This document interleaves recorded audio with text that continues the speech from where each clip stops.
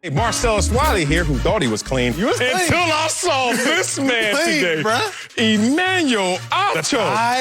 The whole Oprah check in one suit. Like, you are next level. Can we start the show? Another Mount Rushmore suit. You got two already up there. Let's get it started, y'all, with Cam Newton. Damn, you look clean. Who is starting a new chapter with Bill Belichick in New England. The normally low-key coach said over the weekend he was, quote, glad it worked out. And despite adding a former MVP to his roster, Belichick also made a point of saying Cam will have to earn the starting spot just like everyone else. Take a listen to this. That spot's the same as all the other spots on the team. You know, we got a long way to go, and, you know, we'll see how things turn out. You know, I can't control how players perform. That's up to them. We'll give everybody an opportunity and, you know, see what happens. Acho, kind of crunchy there. Do you like how Belichick is handling Cam Newton? I hate it. I hate it. Mm-hmm. And then I'm going to tell you why. I understand the Patriot way. Yes. I understand the Belichick way. I understand make everybody earn everything. Right. Nobody comes in here entitled. But Belichick, you have to understand it.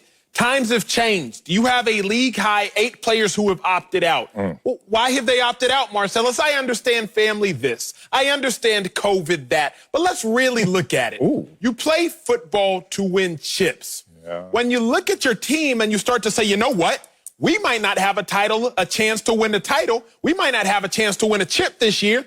You start weighing risk and reward. So Belichick has to get out of his own way and realize this whole Patriot way mantra is not necessarily going to work this time around, because in the old days, you know, the last 2 decades, you walk into your practice facility in New England and you realize, oh, we got Tom Brady. Terrific. So it's about a 50-50 shot that we're going to go to the Super Bowl. And if we go to the Super Bowl, it's about a 75-25 shot we're going to win the whole thing. Yeah. We're going to win the whole thing. Well, now you walk into your locker room and you're like, we might have Stidham. See, everybody knows, bruh. Did you hear that silence? We might have Stidham. Crickets. Everybody knows, bro. Think about it. You play to win chips. There's a saying that the fun is in winning. Well, even a guy like Rob Gronkowski, who has 3 Super Bowls, he retired because it was that unfun. That ain't a word, but I'm going to use it. Right. It was that unfun in New England. So Bill Belichick has to realize, if I don't anoint Cam, if I don't inject hope and fun into this organization immediately, I might not even have 53 guys to roll out there on week 1. Dan said a lot, and you said it all right. I hate this. I hate this. You started off by talking about equity, and you have to earn things, and are you entitled or not? Coach, if you want me to respect what comes out of your mouth, it has to be honest. It has to be authentic. There's a way to go out there and talk out of both sides of your mouth, but still speak directly to me. And in this situation, he didn't do that. Belichick is acting like Cam Newton is the same, even injured, coming off injury, in decline, is the same as Jarrett Stidham, who has thrown 4 passes in the NFL. Like, that's when I look at you, Coach, like, are you being bilingual up here? Do I have to interpret 2 different messages? Because when you look at this situation, they're not on the same playing field. They're just not. If I'm on that team, if I'm listening to you, Coach, rob Cam Newton of potential first-team reps in a compromised offseason, I'm saying, does Belichick really want to win? Ain't no damn way Cam Newton coming down the mountain is the same as Jarrett Stidham going up his mountain. They're not in the same place. So, hey, Belichick used to be with a great coach by the name of Bill Parcells. And Tuna had this quote, I never believed in treating every player the same. Wait, say that one more time, brother. I never believed in treating every player the same. You know why? Because they don't play the same. And when I was the man, oh, please don't talk to me like I was the bum. And when I was the bum, don't talk to me like I'm the man. I get this, but Belichick going out there and trying to mow through the playing field and say everyone's on the same level playing field, the old Patriot way, you ain't got Tom Brady like you said. You got to do it a new way, Coach. Let's talk about the fact of, let's get a little deeper, because that's what I love about this show.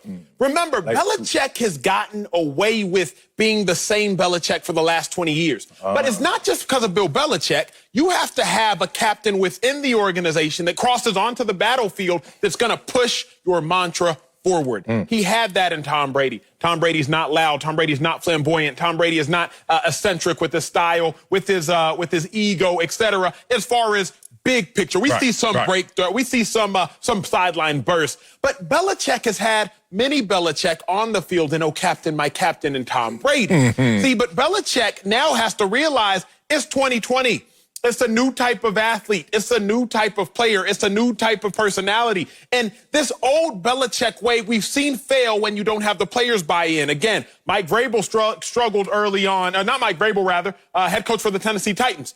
Vrabel. Struggled early on. Struggled early on up until this past season when Derrick Henry and Ryan Tannehill caught fire. Remember, we were calling for Vrabel's head because he was trying to push the whole Patriot way. It doesn't work if you don't have champions on the field to push it forward. So I think now Bill Belichick is realizing, or he's about to realize, and if not, we gonna tell him, hey, this isn't it. Anoint Cam Newton, because just look at things, bruh, without your little bias glasses on. Cam Newton or Jarrett Stidham. It's simple. And if I'm in the locker room and I'm looking at it, bro, I'm scared to go out there with Jarrett Stidham leading me. Oh, they don't put so much into sports. I know I can hear all those people on Twitter right now. There's too much politics about sports. How much is too much falseness in sports right now? If we're just going to sit there, Jarrett Stidham, you shouldn't even be in the same row in the meeting room with Cam Newton. Like, Cam Newton need to have a meeting room row where he can put his feet up. I will put mine up, but I got on flip-flops. Put his feet up and just sit back there. Yeah, I get it. I know what Brady used to run. We're going to run more than that. Because it's not about the jockeys. It's about the horses. People always want to say it's about the coach. Belichick was coaching for 6 years as a head coach, Cleveland and New England. 5 of those seasons were losing seasons, because he didn't have the horses. And then all of a sudden, he got the best one ever. Secretariat, Tom Brady. Talking about an enforcer, I heard the Patriot way. Compute, I enforce the Patriot way. Everyone else fall in line. So when you have this fake depth chart now, Coach, that it says Jarrett Stidham next to Cam Newton, you're not inspiring your guys. This is a new Tom Brady in personality when he's a buck. Hey, Belichick, be a new coach while you're still the head coach of those Patriots. Let's move on to the NBA, where the majority of players and coaches around the league have taken a knee during the national anthem. However, on Friday, Orlando Magic forward Jonathan Isaac did not take a knee with the rest of his teammates or wear a Black Lives Matter shirt. Isaac leaned on his faith for his explanation. Listen to this. Absolutely. I believe that Black Lives Matter. A lot went into my decision, and part of it is, first off, is my thought that, kneeling or wearing a Black Lives Matter t-shirt don't go hand in hand with supporting Black lives. And so I felt like, just me personally, and what it is that I believe in, standing on the stance that I do believe that Black Lives Matter, but I just felt like it was a decision that I had to make, and I didn't feel like putting that shirt on and kneeling went hand in hand with supporting Black lives. Gotcha. Isaac unfortunately tore his ACL on Sunday and is likely out for the year. But are you okay with his decision to stand? I am. And people thinking, Hacho, that's a black man. He's not taking a knee with everybody else. He's not down for the cause. Go at his neck. You should kill him off. No, bro. Let's look at the bigger picture. If you criticize Isaac for standing, then you are no better than those who criticize those that preceded him for kneeling. Say it. Remember, if you criticize Isaac for using his freedom of speech, if you will, his freedom to stand, then you're no better than those that criticize those who kneeled. Kneeling didn't always used to be in, Marcellus. I remember a long time ago, last season, I was about to say. when kneeling was frowned upon. About a year ago. You feel me? Yeah, and now he wants to stand. I got no problem with it. And I have no problem with it because I'm not going to sit here and say that wearing a T-shirt is going to elicit change. I'm not going to sit here and say that taking a knee is going to elicit change. You have to take it upon yourself as an individual, man or woman. You have to take it upon yourself as a human being, black or white. You have to take it upon yourself to figure out, how can I best make change in this world? If you think that starts with standing, then stand. If you think that starts with kneeling, then take your knee. But I'm not going to sit here and criticize somebody for what they choose to do. Here's what I am going to say, though. If you're mad at him for standing, you should probably check yourself. But if you're too happy with him standing because it's spiting those that were taking a knee, you should check yourself as well. Because I'm not going to sit here and be like, heck yeah, he stood. and Shane knows that we're taking a knee. Right. Some people are playing that game. I got no problem with it. I listened to his reasoning. Now, his reasoning confused me a little bit. A little bit. But I got It would have helped to see his lips. Maybe, maybe I could have heard it. But I have no problem with him deciding to stand. Yeah, man. Look, you checking a lot of people there. If everybody in this conversation is listening to what you said, I think you just got the core of the issue correct in terms of him showing and him not showing solidarity is not going to change the reality. And I want people to understand what that means. So I have a Wileyism for everyone. Yay, Wileyism time. Anybody that wants you to know they're with you ain't with you like you want them to. I'm going to say it again. All these people out there that want to go with this demonstration and display. Okay, I respect that. If that's the way that you want to go up the mountain, I respect that. But anybody that wants you to know they're with you probably ain't with you like you want them to. And I'll tell you why. Because we're at this place where now it has to be a display to show your actions, to show your motivation, to show your energy, to show your support. But last time I checked, when I looked at the definition of character, it's what you display when nobody's watching you, damn it. Everything I've accomplished in my life, and I only think it's been like 6 real things, I'm gonna be real, has been done in quiet time, loneliness, boredom, those hours of chopping wood and nobody else is giving me proper credit. But in the moment of truth, I was there for that opportunity. And I think right now, a lot of people are checking their box because they have a game issue t-shirt. Right next to your socks and slides can't be a t-shirt that changes the world. The motivation, the energy, if it does it for you, fine. But I'm always skeptical when you're criticizing somebody else who's like, I'm not wearing the t-shirt. Why? Because I'm gonna do way more than just wear a t-shirt. So that's why I stand on this big concerted display of behavior, I hope, is married to a reality that looks the same. I have no problem with somebody thinking for themselves as long as they're thinking. Go ahead, bro. I got no problem with you thinking for yourself as long as you're thinking. Yes. Remember, bro, last year, it wasn't cool to take a knee, so everybody was standing. Now, it's hella cool to take a knee, so ain't nobody standing. But everybody couldn't have had a change of heart in 365 days. It's just not possible. Raggy? Everybody couldn't have done it. Yeah. And so what's really going on is people are still just going with the flow. They're just doing what's easiest. Yeah. In all honesty, I look at the young man and I'm like, respect. I respect that you're not going with the flow. Now, let's understand why you're not going with the flow. Educate me. What is it that what's your mentality? Because, bro, what I do to a degree, it made me feel kind of weird during all the protests and all the movements. Everybody's so quick to get a selfie out. Everybody's so quick to post a picture. I'm like, what are we doing? Are we posing? Are we marching? Are we protesting? I don't care so much about the showmanship. I care about the heart behind it. I care about making real change. So when I look at Jonathan Isaac, man, kudos to you, bruh. Because if you're just going to wear a shirt and take your knee and that's the easy way out. You feel me? If your movement and change in this world starts and stops with you putting on a cotton tee and taking a knee, that to me is not enough. So I respect what he's doing. I'm not going to knock his hustle. Next time, a little bit better of an explanation would be nice so that we can have a little better way to talk about it. But I respect the young man. Yeah, it's so crazy, man, because a lot of people were hitting me up and they still hit me up tomorrow. Man, do you see the court? Black Lives Matter's on it. Oh, man, what you going to say about this? What Jonathan Isaac? I'm like, bruh, if that's going to fully motivate some to get up and answer this challenge that they're all facing, I'm with it. Like, I will point out any discrepancies, any issues I have, but trust me, if the way I do my work doesn't have to be the same way you do your work. Say that one more time. The way I do my work with this computer and always writing when you're talking, looking at your suit and all, is not the same way you have to do your work when I'm over here doing my thing. And it's so crazy because, man, I grew up in a culture, I grew up in an environment that made you make public choices. It was called gang banging, like gangster life. Made you walk out the house where I grew up, blue or red. You have to walk wearing this hat, this way, this street, that street. And I remember just saying, how come I just can't be? Like, I'm not on that side or that side. I'm right here. Look inside me, you'll see what I'm really representing. So when people come at me, and I'm sure they're coming at Jonathan like this right now, why not wear the T-shirt? Why not take a knee? I always challenge people when they come at me with those why not statement. I was like, what's the first word? Why?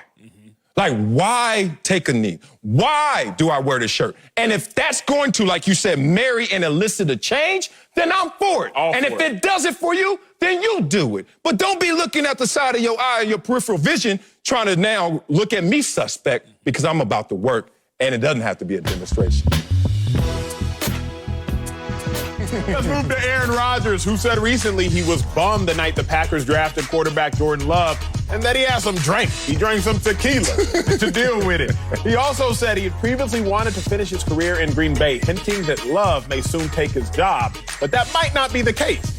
On Sunday, Packers head coach Matt LaFleur said, quote, "Right now, most importantly, Aaron's our quarterback, and I see him here for a long time. However long that is, I don't think anybody knows. Nothing's guaranteed in the league, but I feel so lucky to be able to work with him on a daily basis. I don't see that changing for a really long time." Close quote. We're joined now by LaVar Arrington. But Marcellus, I'm going to start with you, my guy. Are you buying Matt LaFleur wanting to coach Rodgers for a really long time? No, I'm not buying it. Not even going to the register, not even whipping out the wallet. This is not something you should believe in. Coach, you can't go to the podium. Elastic language. Coach, you can't go out there and talk to the masses.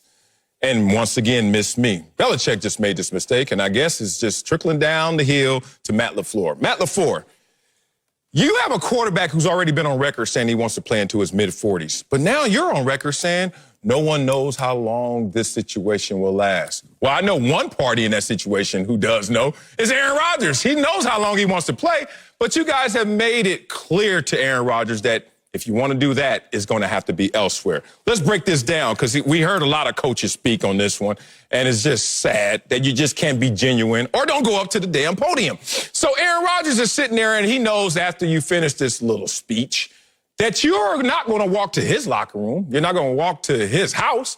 You're going to walk right upstairs to those conference room golf claps from everyone upstairs saying, great job. Way to kick the ball down the field. But we know how long you're going to kick it down the field.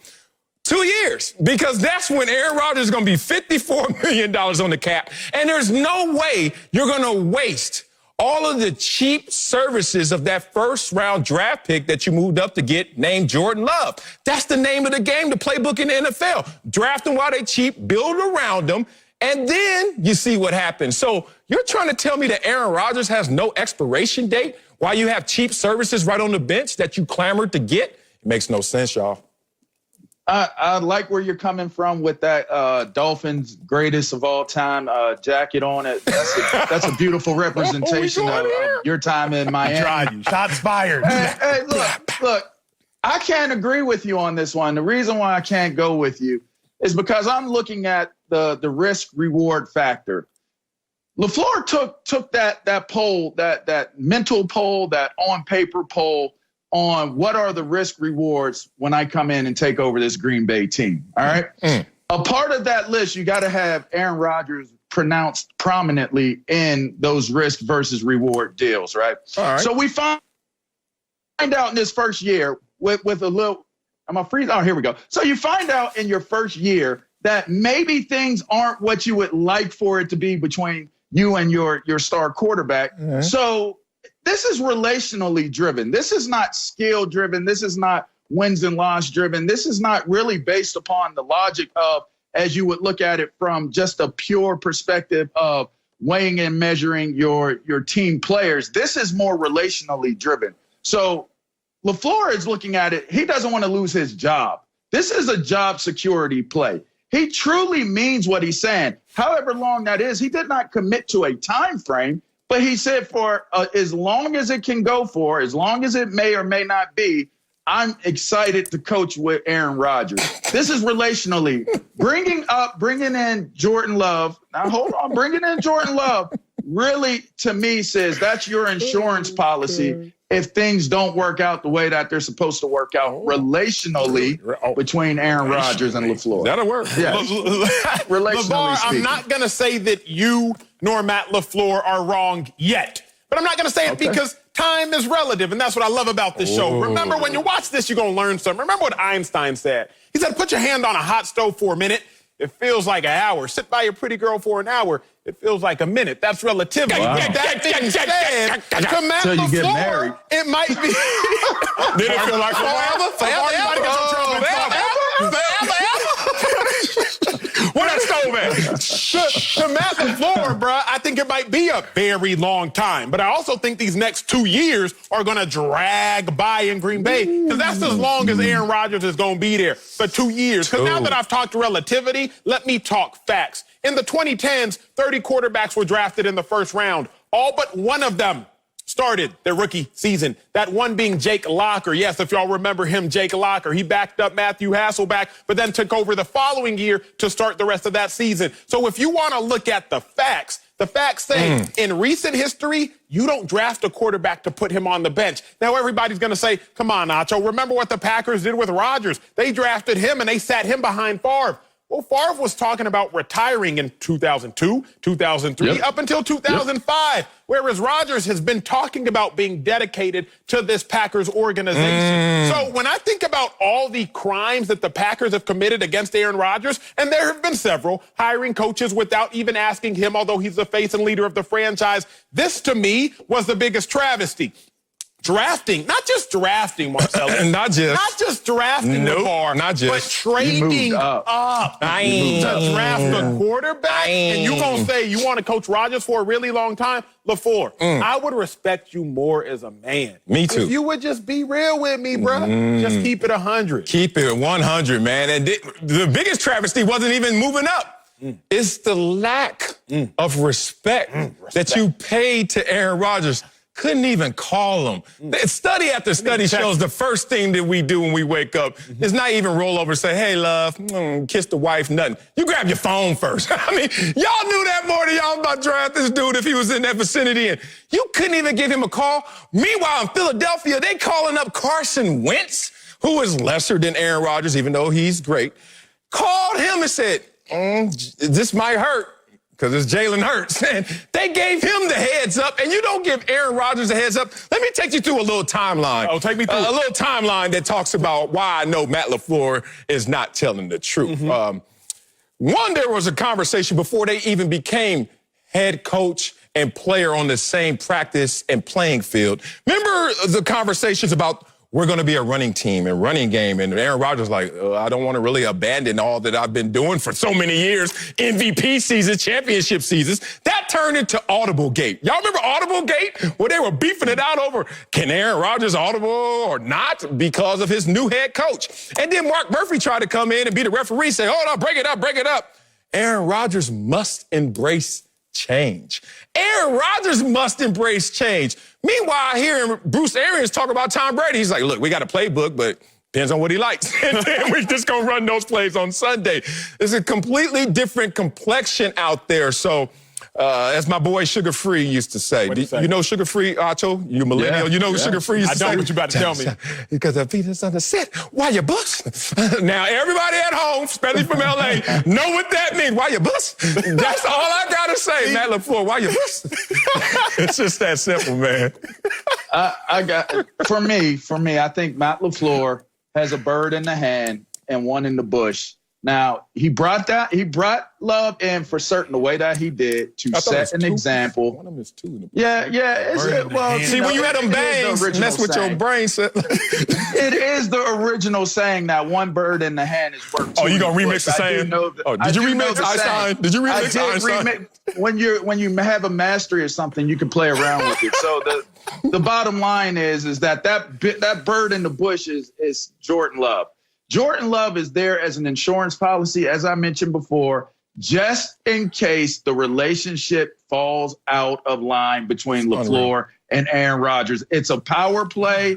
If you look at it from the passive-aggressive angle of what's taking place, yes, he didn't call Aaron Rodgers. You know why? Because he knows he's sending a message to Aaron Rodgers that is, you can either do it the way that I wanted to do it moving forward, or I'm going to start to work this young boy in, and I can justify it by where I took him at in the draft. It's more of a leverage play by LaFleur in this situation. Nothing personal, just business. So I think as it stands right now, today, he truly believes it will be good to coach Aaron Rodgers, especially knowing that he has an insurance policy if Aaron Rodgers decides to give him a reason not to use him and work Jordan Love into the equation. Man, you know, that screen right there that people are viewing, those are three pioneers. We are three former athletes, former football players on the Daily Show every day giving them. No one's ever been able to do that. So we have a responsibility to be authentic. We do. And take them deep in that locker room. Let's just be. What a setup this is. You know I'm coming. This is what not. A setup this is not Aaron Rodgers and Brett Favre, Green Bay.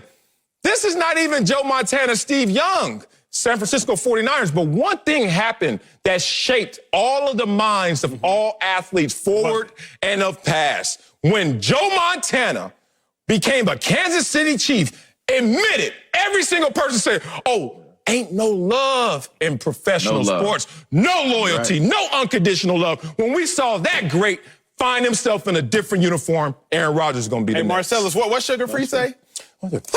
See, new kids, they say, why you always lying? Tonight on FS1, reigning Rookie of the Year, Pete Alonso leads the Mets as they take on division rival Freddie Freeman and the Braves. Action begins at 6:30 Eastern on FS1 and the Fox Sports app. In my baseball voice. Welcome back to Speak for Yourself, presented by Hyundai. Let's talk to Deshaun Watson. Ooh, he about to be rich. Who will lead a Texans team that has made several changes, including trading DeAndre Hopkins. The face of Houston franchise is eligible for a huge extension. And Bill O'Brien said the team is working hard to get a deal done. It appears Deshaun has no plans on leaving, saying, quote, I'm a Houston Texan. I'm locked in on being a Texan. Joined once again by LeVar Arrington. Look at those pioneers right there. Coming to you first, though, Acho. Should Deshaun be leery of committing long-term to the Texans? Absolutely, and I respect Deshaun. Good people, and he reps for H-Town. I respect all that. But Deshaun can't throw his whole career away for the sake of Bill O'Brien. I'm not committing to a head coach that I'm having to win in spite of. Like, Deshaun Watson has nearly 10,000 yards through his first 3 seasons. He's balling in spite of Bill O'Brien. He's not balling because of Bill O'Brien. If I'm Deshaun, I'm walking into ownership's office, whoever's running that team now, and I'm saying, look, it's either him or me, but you can't have both. Here's my thing, bruh. Deshaun Watson, remember his rookie season prior to tearing his ACL? Dude was tied through week 8 for the league lead in passing touchdowns. He was in the MVP conversation. He already had 19 tugs.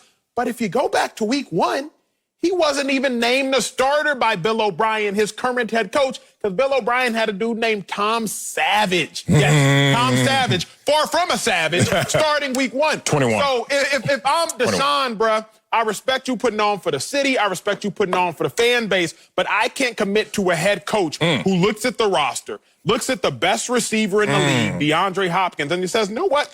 I'll trade you DeAndre Hopkins for a bag of chips. Like, I'm just not got to be with a coach that's going to make such a pivotal mistake. So Deshaun Watson should definitely be leery of committing to the Houston Texans long-term, regardless of how much you want to put on for the city. Did I just hear you say pivotal mistake? The pivotal mistake was made by you. You don't know how to build a damn culture. You one of these personnel gurus out there, just go give me talent. You got to have the ebbs and flows in talent because you need some character mixed in there, some intangibles mixed in there in terms of what this team looks like. And also you have to have the economic balance. It's all these things, all these slices to this pie. Now let's talk about who you're building a culture around. Because if I'm Deshaun Watson, I am so pumped that a franchise wants to commit to me. First of all, there's only 32 of these 7-Elevens in the country. Like, y'all acting like I can just get chips here. If not, I'm just going to go down the road and get another. Wait a minute. There are only 32 of these, and a lot of them already have commitments. So when you're talking about an organization that wants to commit to you, you should be respectful and say, you know what? Either A, they know how great I am in terms of culture building, or B, I'm going to outlast Bill O'Brien since Acho doesn't think he's a good coach, executive, whatever it may be. And I'm still going to be the centerpiece of all this. And I'll give you one example, not to be long-winded. Oh, you're being long-winded, sir. Well, you're being long-winded. I mean, come on, man. Let me get this one out. Clemson. Come on, man. Do y'all remember Clemson football? I do. The 20-year drought of no double-digit wins. And then finally a man by the name of Taj Boyd came in there and said, let me do something. And he did something, but he didn't do what Deshaun Watson did. I'm going to give it to you how Clemson culture was built. 22nd ranked at the end of the season. 11th ranked, Deshaun is not there yet. 8th ranked, all of a sudden Deshaun's on the squad. 15th, 2nd, and 1st national championships. You know how that became a reality? Because you found the right guy to build around. And now Clemson, that was dusty for 20 years, all of a sudden was on top of the world. Same thing could happen for the Houston Texans. Bro, the only thing I got to say is this. In the A block, beginning of the show, you going to tell me that Belichick needs to look at his talent. We only 30 minutes in, and you telling me talent don't matter? LaVar, can you make it make sense for me, bro? I got Can you make it make sense for me, bro? I'll say this. I think you're both onto something. And I almost feel like you guys should marry your points because I don't think that Bill O'Brien is, in my humble estimation of what I've seen, and him failing to be able to get out of divisional rounds in the playoffs over a 6-year period as the head coach. I don't know that he has it to win that Super Bowl. I don't know if he has it to get to that next level when you're making decisions that let you give away players, as you mentioned. Funyun, I was thinking, not even chips, like a bag of Funyuns. You value them at the Funyun level. So it was kind of, for me, it made me lose a little bit of faith in the fact that maybe he does not understand how to build that culture that you were speaking of earlier, Marcellus. So I think it's interesting. He should put his comfort and his belief and long-term commitment into the Texans organization and not be leery, for the simple fact that I do believe that whether Bill O'Brien genuinely or not believes in Deshaun Watson, he has to invest in what Deshaun Watson is bringing to the table because his decisions have said so. So he's backed himself into his own corner and has to lean on what Deshaun Watson wants. So Deshaun Watson has all of the leverage in the world right now, whether it is with Bill O'Brien or it's them trying to bring somebody in and find someone that Deshaun Watson is more comfortable with moving forward. So he should be super confident in the fact that he has all the leverage in this scenario as it stands right now. See, LaVar, I just got to call you out on something. Call him. Because Marcellus, I've never heard LaVar struggle so much to talk bad about somebody. He was searching for every word to disrespect Bill O'Brien. I mean, Bill O'Brien, he's just struggled methodically calculating. Just say the dude is sorry. But then I looked up and I said, oh, Bill O'Brien coached at Penn State. We are. I was like, why LaVar stuttering? Like, get it out, LaVar. And I was like, he has to coddle the man. You are sorry. Coddle him. Go ahead, Marcellus. I just had to call him out. Hey, I'd have no problem calling Bill O'Brien out. Make no mistake about that. Well, maybe it's that Palm Springs heat or them bangs. I told you about them bangs on the brain. Something's going on because this is not what former athletes do. We keep it 100, sometimes 1,000. Bow wow. That's how we do. You feel like that's 100? I felt like that was 100. Well, here's 100 for you since you didn't see what 100 looked like. Bill O'Brien goes on record and says about Deshaun Watson, he's a great player, even greater person. Ooh, here we go. Where was Bill O'Brien before he was in Houston? New England. The culture, the Patriot way, how they build them. They build them like the Navy SEALs builds them in terms of, hey, we want great people. We know we're going to get great results with great people. You don't get great people of character, you're always going to be looking for up and down performances and results. So I think he's just trying to be a carbon copy of that Patriot way. And how many times have we seen the Patriots dismiss somebody with tremendous talent like a DeAndre Hopkins? As great as he is, I don't think Bill O'Brien believed in the person as much as he believes in the player. So now you're right. He puts himself in a corner and he's going to put all of his chips, bet them on Deshaun Watson. You know what team he inherited, Bill O'Brien did a few years ago? It was a 2-win team with 2 head coaches in that season. And then finally he was called in to stabilize it. But he didn't have a quarterback. He didn't have Deshaun Watson in tow. So now that he has that, he's starting to put his fingerprints on the organization. I will admit, sometimes it doesn't look like properly he's doing it. But if David Johnson hits with the depth of receivers that they have, J.J. Watt, please just stay healthy one more year. Whitney Merciless, this team is a little wild card dangerous. And I'm not talking about wild card in the playoffs. I'm talking about you don't know how to predict their results. And I think he's betting on that for the culture. That's all they've been dangerous with is wild card games. You said divisional. You said divisional. He can't get out of divisional rounds. He can win wild card rounds. He can't win divisional. Look, here's the problem with what you're saying. So many guys, and since we're making this heavy about Bill Belichick and not the Texans as a whole, if we're talking, excuse me, did I say Bill Belichick? You did. I meant to say Bill O'Brien. Make my point. You know, because the problem, here's the problem. That was very, very tactfully done, by the way. The reason why I said Bill Belichick is because Bill Belichick is the only one that has been able to build the Patriot way, the Patriot culture, right? So if we're talking about all of these coaches from the coaching tree, maybe the biggest mistake that Bill O'Brien is making in his coaching career currently is trying to be a carbon copy of the real, Bill, I didn't say Bill Belichick. So just be Bill O'Brien, and I think things will work out better for you, and we wouldn't even have to have the conversation because you'd be having more success as a team. And, we'd just be talking about how much we're going to pay Deshaun Watson versus questioning or debating if it's all about Bill O'Brien and what he's capable of doing so that Deshaun Watson isn't leery of signing a long-term deal and committing to the Texans. And ladies and gentlemen, that's it for Palm Springs Tequila Takes by LaFleur. Welcome back to Speak for Yourself. Let's talk about the Lakers, who lost to the Raptors Saturday. Look at the box score shows Anthony Davis had just 7 shots in the whole game. AD had 1 shot attempt in the fourth quarter, matching his 1 shot attempt in the fourth quarter against the Clippers last week. But Davis said he was, quote, making the right reads. We're joined now by NBA analyst Slick Rick Bucher. But Marcellus, I'm going to start with you. Should the Lakers be worried about Anthony Davis at all? Yeah, they should be worried. It's happening. And it's sad to see because this guy is unguardable. Like, outside of a healthy Kevin Durant, who's obviously not healthy right now, AD, good Lord. Just the physics of AD is just too much. The guy was a guard and had a growth spurt and became whatever you want to call him, but almost 7 feet and could do everything. The problem is this. AD is turning into, oh, damn, here they go again, playing with LeBron James. We know what happens. Let me just give you the Play-Doh version of LeBron James and whoever plays with him, especially when it comes down to the fourth quarter. And this is the problem with AD. Whether you want to call it a fatigue issue or just got a play-by-scheme issue, in the fourth quarter, LeBron's going to take over, and he's going to hit his long fadeaway 2 or his 3-pointer, or he going to bulldoze the lane. We know it. But the thing is, LeBron needs clearance. And when he gets his FAA clearance, guess where it puts AD a lot of times? In positions he doesn't want to be in, and usually positions that he's not in for the first 3 quarters. So it's happened against the Clippers, the team that we all know inevitably they have to beat to get to the championship. 2 points, 2 points, 4 points, 2 points, no points.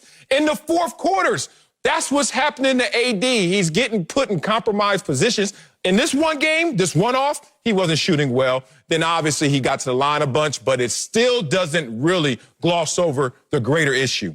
Playing with LeBron puts even the greatest players in uncomfortable positions. I just can't get over Clippers fan Marcellus Wiley expressing disappointment and sadness that Anthony Davis isn't coming through for the I want to Lakers. beat him at full strength, not this compromised version. Come on. Look, here's the reality. Anthony Davis, they should only be worried about Anthony Davis. If they were expecting things from Anthony Davis that Anthony Davis has not done, which is lead a team to a championship. This is all about LeBron James, and it's always going to be about LeBron James. I was actually stunned to look at some of the numbers. I'm not always a statistics analytics guy, but sometimes they jump out at you and they say things that you can't ignore. AD's numbers between wins and losses with the Lakers are virtually indistinguishable. Has nothing to do with what he produces. On the other hand, LeBron James, his numbers, when he scores and he scores efficiently from the floor, from free throws and the three-point arc is alarming, the difference. And so it goes to the point. Meanwhile, his rebounding and his assists, pretty much the same. Bottom line is, when LeBron James is scoring and scoring efficiently, the Lakers win. That is their formula for success. So if I'm the Lakers, I'd be worried because I am relying on a 35-year-old to be, if not my best defender, my second best defender, and my closer through this shutdown and this bubble where they're going to be playing a multitude of games in a very short period of time. But AD is who AD is and has always been. So the idea that he's somehow letting them down would suggest that they had unrealistic expectations for him. Well, you do have those kind of expectations, Rick, when you bring him into L.A. That's the goal. That's the hope, is that, maybe he will change his spots. Right. This is why the Lakers should be worried. Because to your point, Slick, this isn't the same LeBron of 2007 that's going to score his team's final 25 points and lead them to a chip. LeBron just doesn't have that kind of juice in the tank. So if I'm AD, you have to realize you got to show up with that kind of dog. Think about LeBron and AD. When they combine for 60 points, the Lakers are 12-1. When they don't, it's a far stretch from a good record. So AD has to realize, yes, this is LeBron's team, but AD can't go ghost in the fourth quarter. Marcellus already gave you his stats in the fourth quarter against the Clippers, but that's not an outlier. AD in the first quarter, 8.2 points a game. Second, 5.1. Third, 8.9. But then the fourth quarter comes around and AD only averages 4.9 points a game. You can't just go out there making one field goal attempt in the fourth quarter when your team needs you. Like, AD's a bona fide superstar. Bona fide superstars do bona fide superstar things. But most importantly, big-time players make big-time plays in big-time games. AD's a big-time player. He has to do big-time things all the time, not just every now and then. Okay, hold on a second. I'm going to push back on this idea that he's a bona fide superstar. How? Because when has he made those big plays? Especially if we're talking postseason. When has he ever led a team? He had 7 seasons in New Orleans. They lucked into the 8th spot one year when the Oklahoma City Thunder were all dinged up and injured, and they won the tiebreaker. They then went to the second round when Rajon Rondo and Drew Holiday outplayed C.J. McCollum and Damian Lillard, and AD put up great numbers against Yusuf Nurkic. But I haven't seen that kind of performance from AD on a consistent basis. And now, to your point, we're talking about do it in L.A. We're talking about this is not just good getting to the playoffs, not getting to the second round. You're supposed to win a championship with and for LeBron James. If you're expecting AD to deliver that, then you have to be saying he's never done it before, but he's going to do it now. And at this point in his career, I'm not buying that a guy is suddenly going to do something that I didn't see him do in the previous 7 seasons. Oh, Slick Rick, you just won me over. Skilled big men playing with LeBron that didn't have tremendous success as a number one elsewhere before. Chris Bosh, they were struggling in Toronto in the playoffs, even though Chris Bosh was the number one. Kevin Love, then he plays with LeBron. Now AD. Did any of those guys before AD play better with LeBron or worse? Here we go again, y'all. I'm not here for it. I'm not here for it.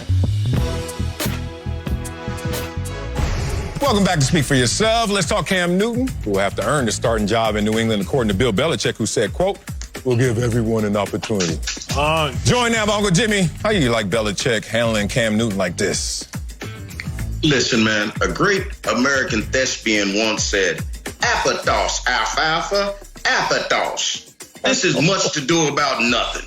This ain't nothing but a formality. Okay, it's kind of like when your mama says she love all of her kids the same. You know it's a lie. Cam Newton will be the starting quarterback of the New England Patriots when the time starts. It's just a formality. Oh, the Little Rascals couldn't play now in this era, huh? No more Little Rascals. That's it for us.